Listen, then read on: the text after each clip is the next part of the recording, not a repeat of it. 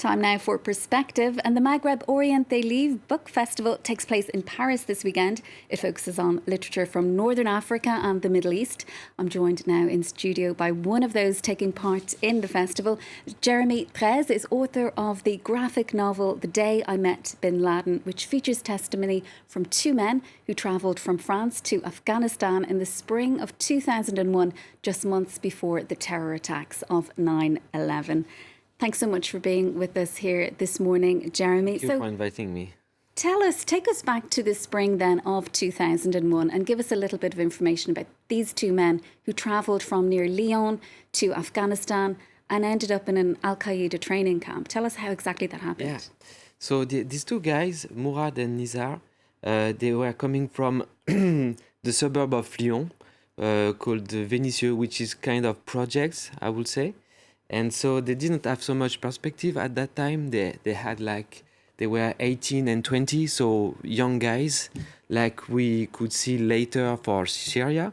What was interesting for me with these two guys is that they did it before, and it was Afghanistan and not Syria, but actually it was kind of the same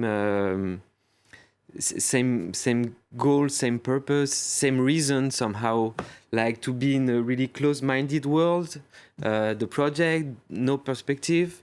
And the thing is, one of the guy, the younger one, Mourad, his brother was somehow the recruiter, and the brother was more into jihadi ideology and stuff, but for them they didn't really understood what it was. So the brother bring them into some kind of terrorist network, and so they went from Lyon to Paris to London, and from London to Islamabad, and then from Islamabad they went to Afghanistan. But it's as it was some kind of terrorist network, someone take them from one place to another, and so they didn't have so much choice to go wherever they wanted.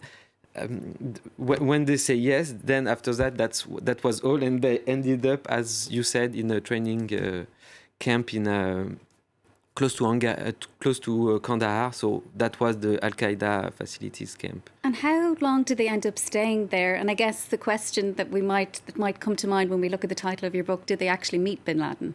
One of them, yes, actually, Mourad met him, but the thing is, he didn't know who he was. Just to bring you back to the context, like for most of the people, they didn't know who was Bin Laden before 9/11 actually. And so Bin Laden came. For him, he was like, okay, I understand he's some kind of famous sheikh who will tell us about, and actually he was telling them about actually terrorist attack and stuff like that. So that was really, really bad ideology, and yeah, they were inside that. And as I said, they didn't really understood what they were doing, and they just stay actually 2 months, because it was actually the spring, as you say, it was the spring of 2001, just before that. And the thing is, then they got trapped because they were there, and they didn't have any possibility to come back after that, because 9/11 happened, and then they had to be with all the other Al-Qaeda fighters. And looking back now, from where we are now, you're saying Al-Qaeda, they weren't very well known at the time, but was it just naivety that ended up taking them to Afghanistan in the first place, getting trapped in this Al-Qaeda camp? How did they even get out of there? Okay, so was it only naivety? I think it's more complicated than that, for sure, and that's actually also why this book is in 2 volumes, and this is the first one. The second will go out in next September. Sorry.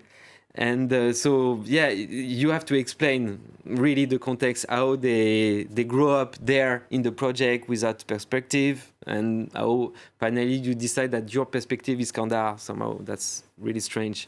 And the other question was how they go out, they get out from that. They ended how up they one escape, of them. yeah, because after 9/11, the Americans they begin to bomb all Afghanistan, and they were just they were there. Tora Bora, Al-Qaeda, Bin Laden, who tried to escape into Tora Bora with all the other Al-Qaeda fighters. So they were really into that. And they escaped. They didn't really escape actually, because they got caught from the Pakistani army, and the Pakistani army gave them to the Americans, and then they ended up in Guantanamo for 1 year and a half. And that's something Murad specifically speaks a lot about, his experience there in Guantanamo. He was later brought back to France. There was a trial, but his conviction on terrorism-related charges, that was overturned. So tell us a little bit about his experience on Guantanamo. Yeah, so that will be the topic of the next volume. And so they went there at the really beginning of the camp, actually, because they were with the first Al-Qaeda fighters who got caught. So they really were the first to actually go to Guantanamo. And when I looked into the archives, I could realize that there was a lot of things about them. Like they were making the breaking news in 2001, 2002, because they were really the first French people in Guantanamo. So actually, it's what they experience there is what most of the Guantanamo detainees experience. So torture and all of this really weird situation. What can I say more about that? You will see. But yeah, their testimony is quite really interesting, because it's something that you can see in other testimony, other detainees. So it's like they experience really something really hard, and I could say that it affects them for their whole life, I will say. Okay, we'll have to leave it there, unfortunately, Jérémie, but thank you so much for joining us this morning. That's Jérémie Dres, author of The Day I Met Bin Laden, just available in French, a graphic novel, and you're also appearing at that festival later on this evening. Exactly. Do stay with us here at France 24. We'll be right back.